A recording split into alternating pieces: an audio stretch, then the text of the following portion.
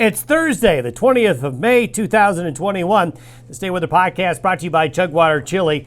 Did you know that Chugwater Chili now makes a hot version of their famous chili seasoning? For those of you looking for a little extra spice in your life, give Chugwater Chili a try. Unsettled is the best way to describe the weather here in the coming days, as we're just going to have a little bit of everything all across the region. But that's typical for late May. We're going to have an upper level low spinning in the western United States, impacting the weather through the weekend and into early next week. There is a severe weather threat, especially today. We'll talk about that. Cool and wet weather coming for northwestern Wyoming, Montana, Idaho, parts of the Dakotas. Those areas really need some good spring moisture, and they're finally going to get some. Some of that will be in the form of snow. Windy conditions are coming. Now, with this big upper level low coming, need to warn folks that there's going to be some wind across parts of the Intermountain West and in some areas that don't get a lot of wind, like the western slope of Colorado and parts of Utah. There's some windy conditions coming. We're also going to give you a Drought Monitor update as it just came out early this morning. Someone sent me this meme. I think this is a good way to describe what's coming. This is why it's called the month of May. And literally, this right here is what will happen from Montana to Colorado and other parts of the Intermountain West over the next 5 days. Here's the latest Drought Monitor. Now, some things to point out. You can still see there's tons of red, tons of yellow, tons of brown still, but we continue to see the biggest improvement in southeastern Wyoming and eastern areas of Colorado. That area is actually out of the Drought Monitor now. This area is still in the Drought Monitor, but notice it's not as brown or as red in southeastern Colorado now. So that's really good news there. Parts of western Kansas, the panhandles as well.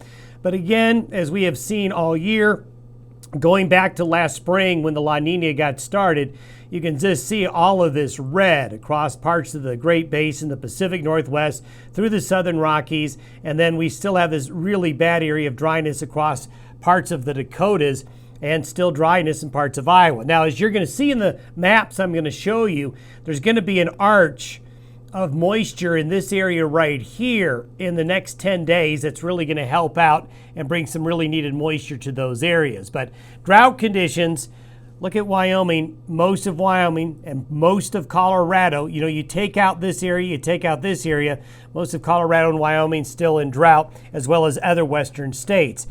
Now, here's the severe weather threat. This is for this afternoon. And mainly this is going to be from about 2 o'clock tonight, 2 o'clock this afternoon until about 9 o'clock tonight. The yellow area shows the highest risk of severe weather. This darker shade of green, a pretty good chance of thunderstorms. The lighter shade of green means a lesser chance for thunderstorms. What we have is you'll see in the upper level maps, we've got a big upper level low here.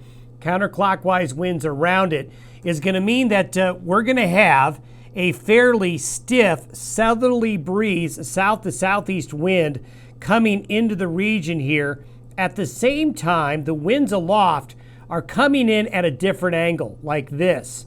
Now, when this happens, we have what's called a shear situation, where the wind direction and the wind speed is different at different altitudes. So close to the ground, the wind is from the south-southeast and quite strong.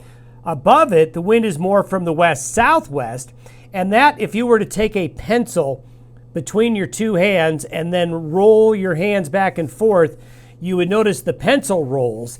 Well, that rolling impact is what causes the circulations to develop that helps develop severe weather. So when we get in environments like this, especially in the spring, where you have opposing wind speeds and opposing wind directions at different altitudes, well, you take that with moisture, daytime heating, it all lines up for that severe weather threat to be right there. Our biggest concern is going to be large hail and strong winds, but an isolated thunderstorm or two could produce a couple of tornadoes, especially in those yellow areas. So if you're in that yellow area, you need to keep your eyes on the skies this afternoon and evening. Put the car in the garage. It's due to this. This upper level trough, as of today, is over south central areas of Oregon. And instead of it swinging quickly through, it's hitting a brick wall. This big area of high is just going to stop this low from going east. It's going to make the low stall, then drift to the north. And look at this. This is today. This is 2 days from today. This is Saturday. Notice it barely moves and just settles into Nevada and spins around. So we have opposing pressure systems. Look at that. They line up almost extremely symmetrically well. We got this big high here, big low here, and the standoff, the difference between the air pressure between these two lows is going to cause a really strong southerly wind flow into the Rockies and high plains. That's why it's going to be windy, folks, but it's also going to transport good moisture to this area here, making that area wet. By Sunday afternoon, the low drifts north into western Montana, then eventually up into Canada. The high here weakens, but this low is going to go up, over, and around and not on through. Now, this is the precipitation forecast through next Tuesday. Look at all that orange in Montana, and look at the yellow in parts of eastern Idaho and west central and northwestern areas of Wyoming. These areas here are going to fare the best in terms of having the best chance of really needed precipitation, especially the Dakotas, especially northeastern Wyoming. Northwestern Wyoming here could really use the moisture as well. Southwestern Wyoming, which is still really dry, is going to get some, but not a lot. You know, this area right here continues to be a big concern. There is some enhancement in Colorado's southwest mountains for some heavier showers and thunderstorms. And this is the best moisture this area is going to see, has seen in quite a while, so good for them. The Wasatch Front of Utah going to get a little bit of precipitation, but really it's going to be more wind than anything. Taking a look at the snowfall forecast, you can see some pretty impressive snowfall amounts in Wyoming's western mountains that includes Yellowstone Park, up into the Beartooths, the Bitterroot of Montana and Idaho. You can see there's going to be some good snow up there. And even look at those snowfall totals in parts of central and northern Nevada, as those colder temperatures are going to cause snow levels to drop there. And you can see also a little bit of snow in the Colorado high country and the Uintas of Utah.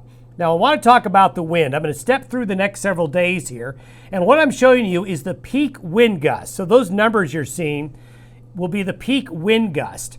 And there are two areas where we're going to have a lot of wind in the coming days. Out here on the plains in that southeasterly wind flow, and you can see lots of 30s there.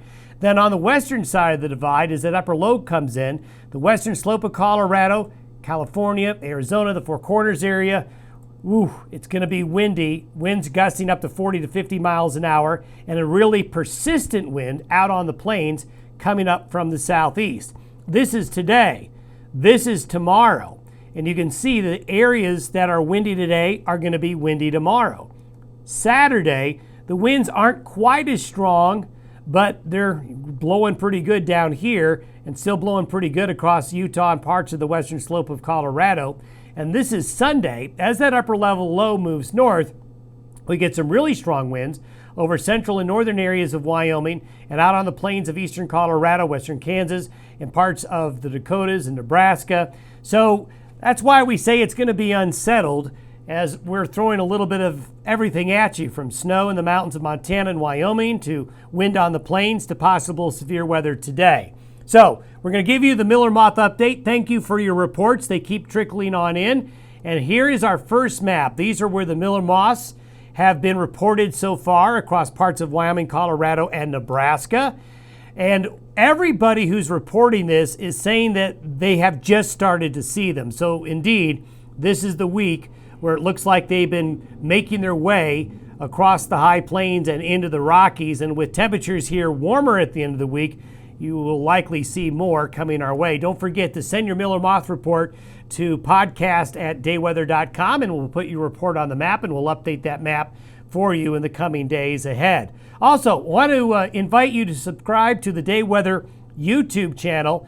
We're going to, in the future, later this spring and in the summer, be adding some more video features, including live streaming when we have a big weather event. So subscribe to the YouTube channel, Day Weather YouTube channel, and stay tuned for future updates. This update brought to you by Chugwater Chili. Don't forget to use Chugwater Don at checkout for 20% off. Have yourself a great Thursday. We'll see you on Friday.